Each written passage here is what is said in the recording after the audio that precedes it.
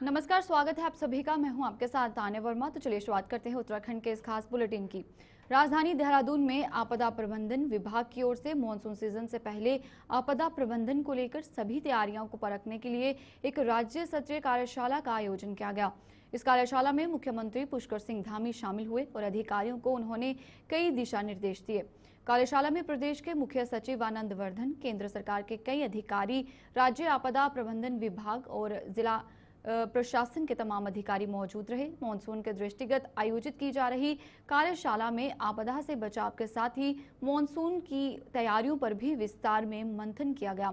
प्रदेश के आपदा प्रबंधन सचिव विनोद कुमार सुमन ने प्रदेश में आपदा राहत और बचाव के लिए आपदा प्रबंधन विभाग की ओर से विभिन्न जिलों को पर्याप्त धन की व्यवस्था करने की भी बात कही है।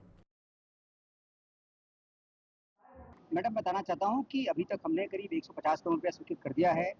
करीब 150 करोड़ रुपया स्वीकृत करने की हमारी अभी फाइलें हमारी गतिमान है, वो हम अगले 5 से 7 दिन में कर लेंगे। और जो राहत बचाव की बात कर रही हैं, उसके लिए निर्देश चले गए हैं जनपदों को कि हर एक जनपद में हर तहसील के लिए पृथक से टीम बनेगी। जब भी आपदा आएगी वो टीम अपने आप एक्टिवेट हो जाएगी। उस टीम में इंजीनियरिंग विभाग के लोग, लेखा के लोग, जिला प्रशासन के लोग, विकासखंड के लोग, ग्राम विकास के लोग, पीडब्ल्यूडी के, बिजली के, पानी के, सब लोग रहेंगे। जहाँ भी आपदा आएगी टीम अपने आप जाके वहाँ पे सर्वे करेगी, क्या नुकसान हुआ देखेगी, जो आवश्यक सुविधाएं हैं उसको बहाल करेगी। और बहाल करने के साथ साथ जो अहेतुक सहायता हम वितरित करते हैं, उस अहेतुक सहायता वितरित करने के लिए रिपोर्ट बना के लाएगी और पैसे सेंक्शन करा के विद इन 2-3 डेज सबको बांटेगी। इसका नमूना बताना चाहूँगा कि पिछली बार मानसून सत्र के पहले कार्यशाला माननीय मुख्यमंत्री जी के निर्देश पर आज की जा रही है। इस कार्यशाला में भारत सरकार के जो संस्थान उत्तराखंड में स्थित हैं, हमने जो आपदा के क्षेत्र में काम करते हैं, उन सभी को आमंत्रित किया गया है। किस प्रकार से आपदा में राहत बचाव के लिए, आपदा से पूर्व तैयारी के लिए और आपदा के बाद जो हम पुनर्निर्माण का कार्य करते हैं, किस तरह से काम वो हमारी मदद कर सकते हैं, इसके बारे में बताएंगे। राज्य सरकार के जो विभाग हमारे हैं आपदा में काम करने वाले, सबको बुलाया गया है, सभी अपने अनुभव साझा करेंगे। इसके साथ साथ हमने जिलाधिकारियों से भी कहा है, सभी जिलाधिकारी वीसी के माध्यम से अपने 30-40 वरिष्ठ अधिकारियों के साथ में प्रतिभाग कर रहे हैं।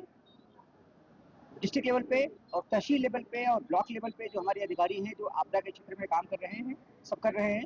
लगभग 1200 से 1500 लोग आज ऑनलाइन जुड़े हुए हैं। लगभग 200 लोगों का रजिस्ट्रेशन यहाँ हुआ है, वो लोग जुड़े हुए हैं। इसके माध्यम से हम लोग प्रयास ये करेंगे कि जो बेस्ट प्रैक्टिसेज हैं, जो हम काम करने का है हमारा तरीका, हमारे काम में क्या कमियां हैं, किस तरह से बेहतर सुझाव आएंगे, किस तरह से सुधार कर सकते हैं, उसके बारे में चर्चा की जाएगी। और चर्चा करने के बाद फिर जो सुझाव आएंगे उसके अकॉर्डिंग हम कार्रवाई करने के लिए सभी से रिक्वेस्ट करेंगे। प्रयास होगा कि सबके सहयोग से, आप लोगों के सहयोग से हम आपदा प्रबंधन के क्षेत्र में बेहतर काम कर सकें। पूरे देश में इलाहाबाई होलकर की 300वीं जयंती मनाई जा रही है और इस दौरान प्रदेश के मुख्यमंत्री पुष्कर सिंह धामी ने इलाहाबाई होलकर को नमन करते हुए कहा कि देश में ऐसे महानुभाव हैं जिन्होंने कि देश के लिए अनेकों कार्य किए, लेकिन वो सब गुमनाम रहे। उन्होंने कहा कि प्रधानमंत्री नरेंद्र मोदी के नेतृत्व में ऐसे सभी महान विभूतियों को आगे लाने का काम किया जा रहा है। अहिल्याबाई होलकर ने देश में अनेक धार्मिक स्थल बनाए जाने के साथ ही उत्तराखंड में भी बद्रीनाथ, केदारनाथ सहित हरिद्वार में अनेक धातुओं का निर्माण किया। अहिल्याबाई होलकर जी का पूरा जीवन लोक सेवा को समर्पित रहा है और उसको लेकर आज उनके 300 वर्ष उनके जन्म के पूरे हो रहे हैं। उस अवसर पर पूरे देश के अंदर ऐसे महापुरुष, ऐसे लोग, ऐसे विशिष्ट महानुभाव जिन्होंने देश के अंदर अनेक कामों को आगे बढ़ाया, जन सेवा की, लेकिन वो सब गुमनाम रहे। आदरणीय प्रधानमंत्री मोदी जी के नेतृत्व में ऐसे सभी महान विभूतियों को आगे लाने का काम हो रहा है। अहिल्याबाई होलकर ने अनेक धार्मिक स्थानों का निर्माण किया, अनेक प्रथाओं का अंत किया, देश के अंदर अनेक बड़े बड़े धार्मिक स्थल बनाए। उत्तराखंड में भी हमारे बद्रीनाथ, केदारनाथ जी का और हरिद्वार में अनेक घाटों का निर्माण किया। इसलिए हम उनकी जयंती पर उनको नमन करते हैं और उनसे प्रेरणा लेकर समाज, देश में आगे बढ़ने का जो है संकल्प लेते हैं। बहुचर्चित अंकिता भंडारी हत्याकांड में न्यायपालिका ने तीनों दोषियों को उम्र कैद की सजा सुनाई है और यह निर्णय न केवल न्याय का प्रतीक है बल्कि उस सामाजिक संघर्ष की भी जीत है जो उत्तराखंड क्रांति दल और समस्त उत्तराखंड की जनता से मिलकर लड़ा। इस ऐतिहासिक फैसले पर उत्तराखंड क्रांति दल ने शहीद स्थल पर श्रद्धांजलि सभा आयोजित की, जिसमें की बड़ी संख्या में जनता, मातृशक्ति, युवा कार्यकर्ता और वरिष्ठ पदाधिकारी शामिल हुए। दल के केंद्रीय संरक्षक सुरेंद्र कुकरेती ने इसे न्याय और जन संघर्ष की जीत भी बताया है। उन्होंने कहा कि अंकिता पूरे उत्तराखंड की अस्मिता थी और उसकी हत्या ने समाज को झंझोर कर रख दिया है। वहीं साथ ही उन्होंने उन लोगों को भी कटघरे में लाने की भी मांग की है जिन्होंने सबूत मिटाए और अपराधियों को संरक्षण दिया। कुकरेती ने अधिवक्ताओं, महिला प्रकोष्ठ और पत्रकारों का आभार जताया और संघर्ष जारी रखने का भी संकल्प दोहराया। मैं समझता हूँ कि 3 साल लगा हमें।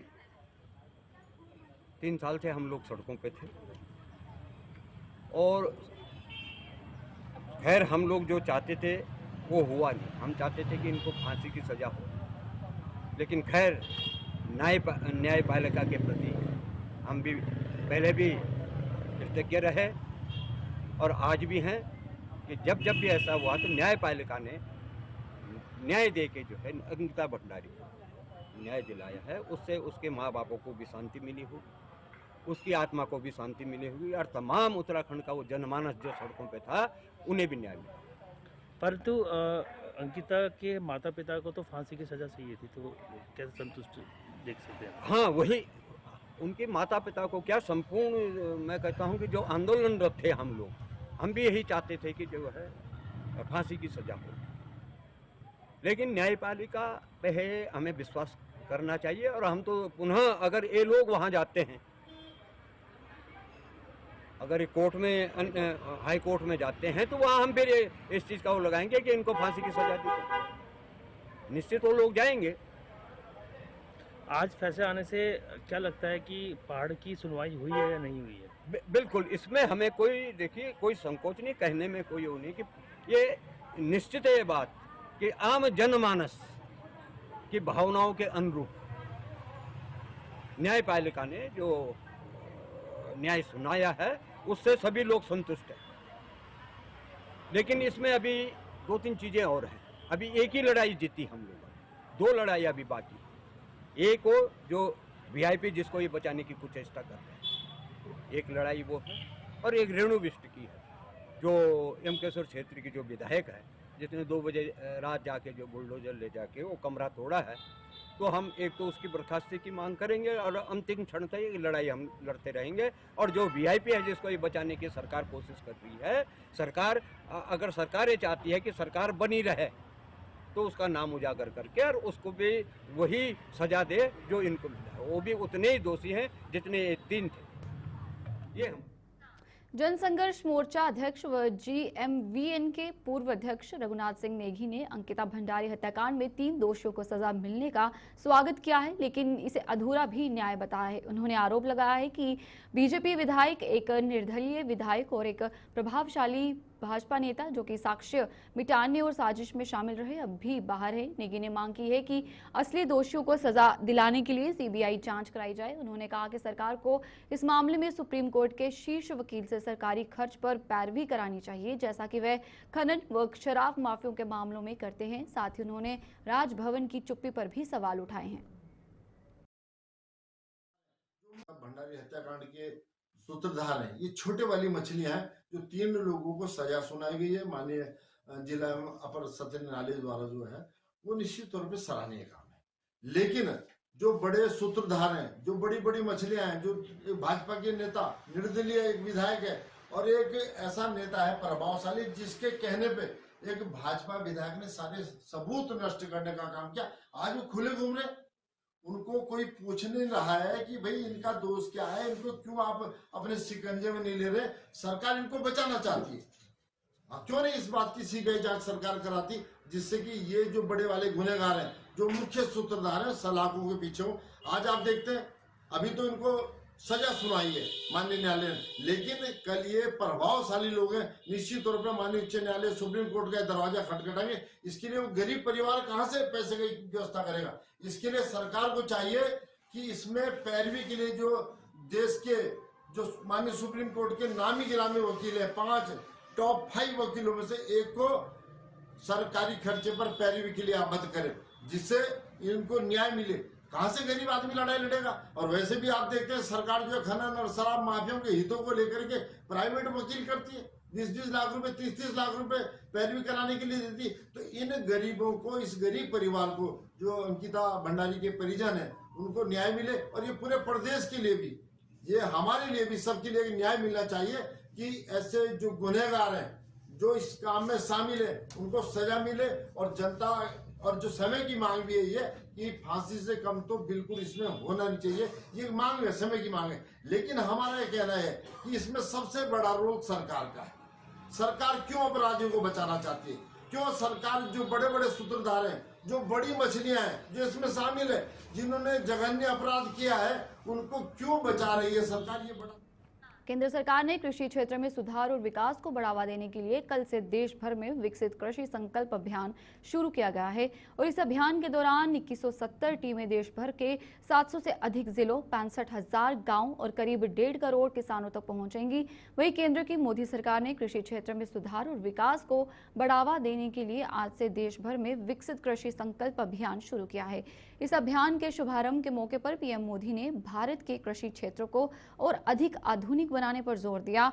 वहीं देहरादून के भारतीय मृदा एवं जल संरक्षण संस्थान के निदेशक का कहना है कि उत्तराखंड के लगभग 7,50,000 किसानों को इसका लाभ दिया जाएगा। वहीं इस अभियान के तहत उत्तराखंड को 2 जिलों यानी कि इसमें शामिल हैं, 2 जिले इसमें शामिल हैं, वहीं हरिद्वार और देहरादून है, जिसमें कि विभाग की 7 टीम काम करेंगी, साथ ही साथ 400 गांव और काम करेंगे। वहीं इस अभियान के तहत जो कि शामिल हैं और 12 ब्लॉक भी इसमें बनाए गए हैं। वहीं अभियान 15 दिन तक चलेगा। उत्तराखंड की 40 पंचायतें भी इसमें शामिल की जाएंगी और इसी अभियान का मुख्य उद्देश्य किसानों को आधुनिक कृषि को किस प्रकार से विकसित किया जा सके, इस पर भी फोकस रहेगा। उत्तराखंड में ICAR का अंतर्गत दो प्रमुख संस्थान हैं। एक भारतीय कृषि अनुसंधान संस्थान है, मिट्टी और पानी संरक्षण संस्थान है, ये देहरादून में है। उसके साथ ही आपकी सुना होगा VPKS अल्मोड़ा संस्थान है, 2 प्रमुख संस्थान है। एंड दूसरा संस्थान भी है, मछली का है, कोल्ड वाटर रिसर्च संस्थान भी है। हम लोग सारे KVK के साथ भी जोड़ चुके हैं। एंड भारतीय कृषि अनुसंधान मिट्टी और पानी संरक्षण संस्थान के बारे में बात करेगा तो ये देहरादून में हम लोग संस्थान की तरफ 7 वैज्ञानिक और टेक्निक का टीम बना चुके हैं। ये 7 टीम ये 15 दिन में लगभग 12 ब्लॉक में कवर करने के लिए कोशिश कर रहे हैं। 2 डिस्ट्रिक्ट हैं, देहरादून, हरिद्वार हैं। साथ ही हम लोगों का कोशिश है 40 पंचायत में कवर कर किसान लोगों का मुलाकात करने के लिए सोच रहे हैं। लगभग 400 गांव भी इसमें हो जाएगा एंड लगभग 50 के ऊपर किसान लोगों का हम लोग कृषि, आधुनिक कृषि है, कृषि का प्रोग्राम है, उसका लाभ क्या क्या हो सकते हैं। एंड स्टेट गवर्नमेंट की तरफ और बैंक की तरफ और गवर्नमेंट ऑफ इंडिया की तरफ क्या क्या प्रोग्राम है उसके बारे में भी हम लोग उनको विस्तार रूप पर उनको समझ देंगे, बता देंगे। एंड उन लोग ये जानकारी होने की वजह से उनका आगे रेस्पेक्टिव डिपार्टमेंट है उनका कांटेक्ट करके उसका लाभ उठा सकते। अंकिता भंडारी हत्याकांड में कोटद्वार कोर्ट ने तीनों आरोपियों यानी पुलकित आर्य, सौरभ भास्कर और अंकित गुप्ता को आजीवन कारावास की सजा सुनाई है। हालांकि अंकिता के माता पिता और कई लोग इसे अधूरा न्याय मानते हैं क्योंकि वे दोषियों को फांसी की सजा चाहते थे और कथित VIP की पहचान अभी तक नहीं हुई है। वहीं जिसके लिए अंकिता पर विशेष सेवा देने का भी दबाव बनाया गया था। कांग्रेस भी अब इस लड़ाई को आगे तक ले जाने की बात कह रही है। अंकिता के पिता वीरेंद्र भंडारी का कहना है कि कोर्ट से फैसला जो आया है उससे वे संतुष्ट नहीं हैं। जैसे हमारी बेकसूर मासूम बेटी की जान गई है उसी तरह आरोपियों को भी फांसी की सजा मिलनी चाहिए।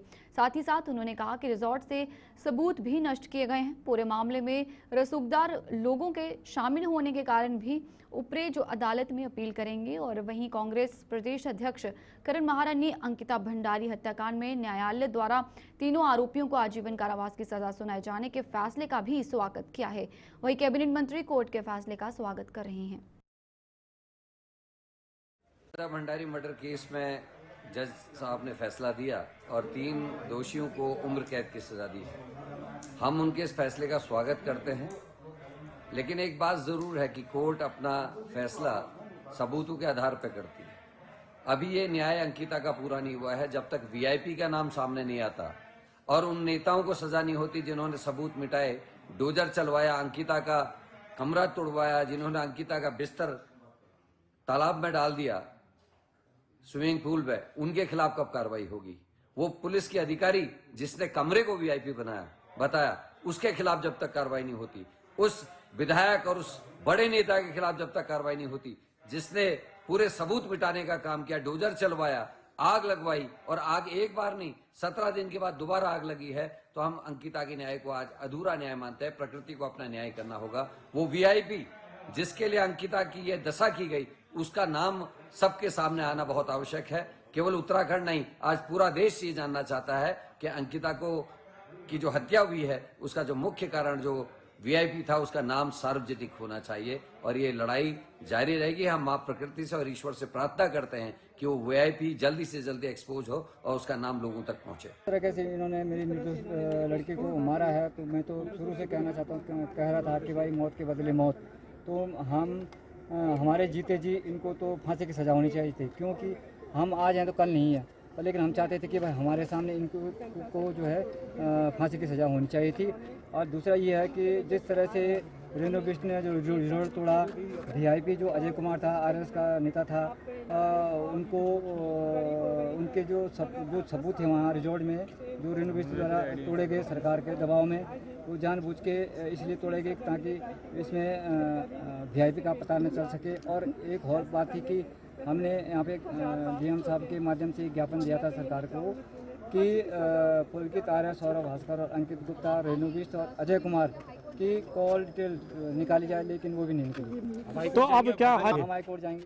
देखिए, ये चूंकि मामला न्यायालय में था और न्यायालय एक प्रोसीजर है, उसको फॉलो करते हुए हेयरिंग के बाद निर्णय लेता है। और ये तमाचा सीधे सीधे उन लोगों पे जो अंकिता भंडारी को लेकर के सरकार पर आरोप लगाया करते थे। जब सरकार बार बार कहती थी मामला न्यायालय में है, सरकार ने जो काम करना था वो कर दिया था। उसके बाद उसका डेड बॉडी रिकवर कर दी थी, अपराधी उसमें एक्यूज को पकड़ लिया गया था, यही सरकार का काम था। बाकी काम कानून को करना था। आज कानून ने निर्णय लिया, निश्चित रूप से ये निर्णय स्वागत योग्य भी है। और दूसरी तरफ उन लोगों पर, उन पार्टियों पर करारा तमाचा है जिन्होंने सरकार को अंकिता हत्याकांड के नाम पे एक रुड़की आसाफ नगर डाम से 2 लावारिस शव मिले हैं, जिनको कि मोनू जलवीर ने बाहर निकाला है। वहीं मोनू जलवीर ने बताया कि दोनों शव लावारिस हैं जिनकी शिनाख्त नहीं हो पाई है। फिलहाल परिजनों के बारे में भी कोई जानकारी हासिल नहीं हो पाई है। दोनों शव को पुलिस द्वारा पोस्टमार्टम के लिए भिजवा दिया गया है और आगे की कार्रवाई फिलहाल जारी है।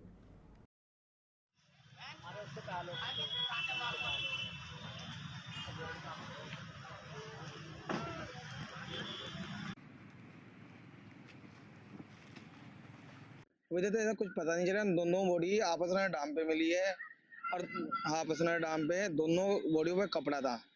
एक बॉडी पे काला कपड़ा है, एक बॉडी पे जींस की पैंट है। अभी तक तो ऐसा कुछ पता नहीं चला। पोस्टमार्टम के लिए पहुंचा दिया। मंगलोर पुलिस आ गई थी हमारे पास मौके पे। ज्वालापुर से आया था और दिमाग से थोड़ा मेंटल सा है। दवाई लेने जा रहा था वो सारंगपुर रेलवे था, बोलते सिविल लाइन थाने पीछे आते, वो पुल पे से कूद गया। अपने भाई तो बोला मैं जरा फोन आ रहा है, वो उतरा फोन से बात करने लगे और नहीं कूद गया है। हम मौके पे भी पहुंचे, मिला नहीं है। ढूंढने पूरी कोशिश करी है हमने, आता तो उन्होंने कोशिश करी है। जहाँ विश्व नशा मुक्ति दिवस है, वहीं विकासनगर क्षेत्र में ब्रह्मकुमारीश्वरीय विश्वविद्यालय के द्वारा नशा मुक्ति अभियान के तहत एक रैली का आयोजन किया गया, जो कि पूरे विकासनगर क्षेत्र में भ्रमण करते हुए ये रैली अपने स्थान पर संपन्न हुई। वहीं ब्रह्मकुमारीश्वरी विश्वविद्यालय की संचालिका चंद्रकला शर्मा के द्वारा बताया गया कि हमारे द्वारा ये रैली जो है इसलिए निकाली गई है कि पशुआधून क्षेत्र में नशा पूरी तरह से फैला हुआ है, जिससे कि आज का युवा नशे की गर्त में जा रहा है और आने वाली पीढ़ी नशे में डूब रही है। चंद्रकला शर्मा ने कहा कि हमारा अभियान तब तक चलता रहेगा जब तक कि पूरा विकासनगर क्षेत्र और पशुआधून नशा मुक्त ना हो जाए। उन्होंने ये भी कहा कि हम गांव-गांव जाकर नशा मुक्ति के लिए इस तरह की रैलियों और कार्यक्रमों का आयोजन करते रहेंगे। वहीं इस कार्यक्रम में अतुल शर्मा, डॉक्टर रजनीश चौहान भी मौजूद रहे। आज का युवा जो है लिप्त होता जा रहा है और उसकी सारी चीज़ें जो है वो बच्चे को बचपन से ही दे दी गई है हमारे। बच्चा कोल्ड ड्रिंक पीता है, माँ बाप खुश होते हैं। बच्चा चिप्स खाता है, माँ बाप खुश होते हैं। आप एक चीज़ देखिए कि जो बच्चा चिप्स खा रहा है खाना नहीं खाता, उसे चिप्स दे दो चिप्स खा लेगा। क्या कारण है? क्योंकि उसके अंदर जो केमिकल है उससे एडिक्ट हो रहा है, बच्चा उससे एडिक्ट हो रहा है। उसके कारण फिर वो आके उसकी लत बढ़ती चली जाती है। फिर बड़ा सारा परिवार परेशान होता है कि बच्चा ये खाना तो खाता नहीं है, ये बाकी चीज़ें खाता है। ठीक है ना? तो ये सब चीज़ें हमारे को अपने घर में शुरू अपने परिवार से अपने बच्चों से ही छुड़ानी पड़ेगी। इन सब चीज़ों को छुड़ाओगे यही समाज आगे बढ़ेगा। अब आप सोचें कि अब हम अपने बच्चों को नशा देते रहें, दूसरे बच्चों को कहते रहें कि भाई ये किताबों से ही संभव नहीं, अपने घर से अपने परिवार से ही इसको लेके चलना पड़ेगा। वो चीज़ें ऐसी हैं। अब ये देखिए ना, ये मल्टीनेशनल कंपनी जितनी भी हैं, हमारे कोई चीज़ घर की बनी हुई है उसको 2 दिन रख दो तो उसमें कीड़े पड़ जाते हैं। क्या कारण है? वो 15-15 दिन 20 दिन सही रहती है। कोई तो है उसमें, कोई प्रिजर्वेटिव कोई केमिकल तो मिलाते होंगे उसमें वो लोग, उसी का एडिक्शन है सभी को। वो आगे बढ़ता चला जाता है, फिर वो नए केमिकल यूज़ करते हैं नशे के लिए और वो युवा फिर उसमें लिप्त हो जाते हैं और फिर वो अपना सारा जीवन, सारा परिवार, सारा समाज सब खराब होता है। तो इसलिए हम लोगों को यही ध्यान रखना चाहिए कि ये छोटी-छोटी चीज़ें बचपन से ही अपने जो अपने हमारे पहले ऋषि करते थे, हमारे परिवार हमारे बड़े बुजुर्ग करते थे, छोटी-छोटी चीज़ों पर जो ध्यान देते थे, हमें वापस उसी में लौटना पड़ेगा, तभी हमारा देश का बनेगा। के द्वारा आज ये कार्यक्रम रखा गया और हम भी इस कार्यक्रम का हिस्सा बने, तो निश्चित रूप से नशा समाज के लिए बहुत बड़ा अभिशाप है और हम सब लोग चाहते हैं कि नशा मुक्त समाज बने। नशा मुक्त समाज बनेगा तो हमारे युवा वर्ग जो है वो देश हित में लगेगा और जो कार्य देश हित के लिए हैं या अन्य कार्य हैं उन कार्यों को हमारा युवा कर पाएगा। ब्रह्मा कुमारी का जो कार्यक्रम है ये सराहनीय है और हम सब लोगों को मिलकर के अपने पछवादून क्षेत्र को अच्छे से बनाना है और हम चाहते हैं कि प्रत्येक युवा खेल की भावना को रखे, ध्यान में रखे, पढ़ाई की भावना को ध्यान में रखे और नशे से दूर होकर के अपने भविष्य को अच्छा बनाए। ये इसी कार्यक्रम का उद्देश्य है और यदि हम इस कार्यक्रम में जुड़ पाए, लोगों के बीच में अपनी बात को रख पाए तो इस कार्यक्रम की सार्थकता सिद्ध होगी। जैसे कि सर पछवादून खास करके जो एक शांत इलाका हुआ करता था, आज की डेट में जो है युवा बहुत तेज़ी से गिरफ्त में जा रहा है। इस मौके पर आप उन युवाओं के लिए क्या कहना चाहिए? ये बड़े दुर्भाग्य की बात है कि हमारा पछवादून क्षेत्र शांतवादियों वाला क्षेत्र रहा है और यहाँ पर शिक्षण संस्थाएं, बहुत अच्छी शिक्षण संस्थाएं हैं और बड़े अच्छे लोगों के द्वारा हमारे युवाओं को प्रेरणा भी मिलती रही है। लेकिन कुछ समय से हम देखते हैं कि पता नहीं कहाँ से ये जो नशे का जो कारोबार है ये हमारे क्षेत्र के युवाओं को लील रहा है और हम चाहते हैं कि युवाओं को हम वो शक्ति प्रदान करें पुनः, ताकि वो अपने जो मुख्य धारा में जुड़ सकें और नशे को छोड़ करके समाज हित में काम कर सकें। निश्चित रूप से ये जो नशा है ये हमारे युवाओं को तो बर्बाद कर ही रहा है, साथ ही साथ उनका जो घर परिवार है उनके लिए भी एक बहुत बड़ी चुनौती बनी हुई है और ये चुनौती सिर्फ घर परिवार के लिए नहीं है, हम सभी युवाओं के लिए, हम सब पछवादून वासियों के लिए चुनौती है। हम सब लोगों को मिलकर, चाहे कोई भी वर्ग हो, हमारे शिक्षक हों, कर्मचारी हों, हमारे व्यापारी हों, हमारे किसान हों, हमारा कोई भी वर्ग हो, हमारे दुकानदार साथी हों, सब लोगों को मिलकर के इस जो मुहिम है इस मुहिम में जुड़ना पड़ेगा और ये जो नशा मुक्ति का कार्यक्रम है सब लोगों को इसमें भागीदारी करनी पड़ेगी और ये कार्यक्रम मात्र एक दिवस का नहीं है, हमें लगातार इसके लिए अविरल काम करना पड़ेगा। आज जो ये यात्रा है प्रजापिता ब्रह्मा कुमारी विश्वविद्यालय की मेडिकल विंग से, जिससे हम नशा मुक्ति के लिए ये 5-10 साल से प्रयास कर रहे हैं, कम से कम 6 लाख से भी अधिक आत्माओं को ये संदेश दिया गया।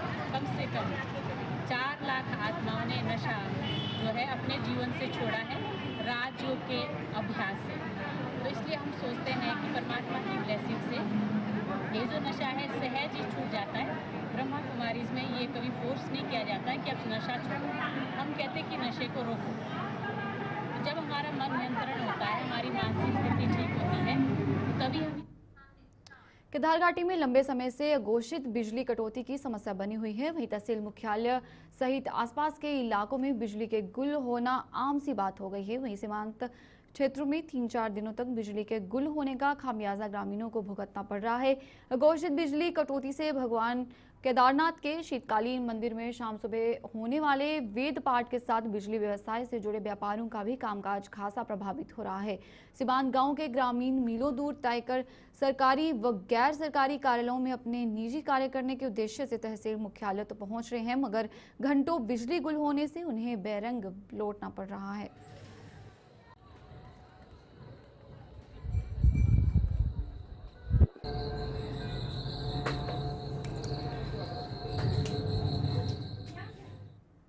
चलिए, उत्तराखंड के इस खास बुलेटिन में फिलहाल इतना ही। मुझे दीजिए इजाजत और आप देखते रहिए गुलिस्तान न्यूज़।